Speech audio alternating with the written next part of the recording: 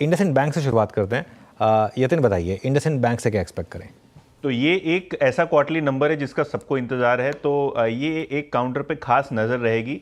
In all chance Q4 में company एक घाटे की ही जो है पोस्टिंग कर सकता है। Q4 के अगर हम लॉस की बात करें तो ज़्यादातर ब्रोकरेजेस मान रहे हैं अगर कॉन्टिजेंसी प्रोविजन को यूज़ नहीं किया गया तो 200 से 500 करोड़ के बीच में आपको कंपनी का नुकसान होता हुआ दिखाई पड़ सकता है, जो पिछले साल 2350 करोड़ रुपए का प्रॉफिट था। ऑब्वियसली लॉस क्यों हो रहा है? क्योंकि डेरिवेटिव लॉसेस लगभग 2000 करोड़ के और एमएफआई कारोबार में और नेट इंटरेस्ट इनकम में जो रिवर्सल्स होंगे उसके चलते आपको ये नुकसान कंपनी को होता हुआ नजर पड़ सकता है।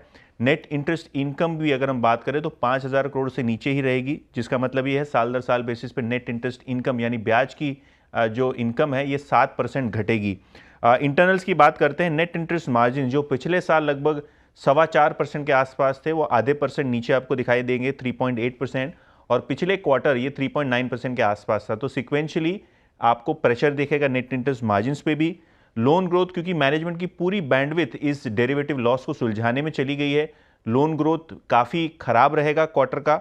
अगर हम देखें तो साल दर साल केवल 3.5% की लोन ग्रोथ अनुमानित है, और क्योंकि बहुत सारा यहाँ प्रेशर था मैनेजमेंट पे, नेटवर्थ पे इम्पैक्ट था, तो डिपॉजिट्स भी इन्होंने लूज आउट किए हैं, तो डिपॉजिट ग्रोथ भी केवल 3.5% साल दर साल बेसिस आप एक्सपेक्ट कीजिए। क्या देखना है रिजल्ट्स में? नेट इंटरेस्ट मार्जिन्स देखने होंगे, डेरिवेटिव लॉसेज और जो अन्य प्रोविजंस हैं एमएफआई बिजनेस को लेके यानी माइक्रो फाइनेंस बिजनेस को लेके, ये देखें किस तरीके से Q4 का रिजल्ट इंपैक्ट करते हैं। अगर हम क्रेडिट कॉस्ट की बात करें तो ये ज़्यादा ही रहने वाली है, तो कितनी ज़्यादा रहेगी ये हमको देखना होगा। 2.25% से ज़्यादा है क्या, ये देखना होगा।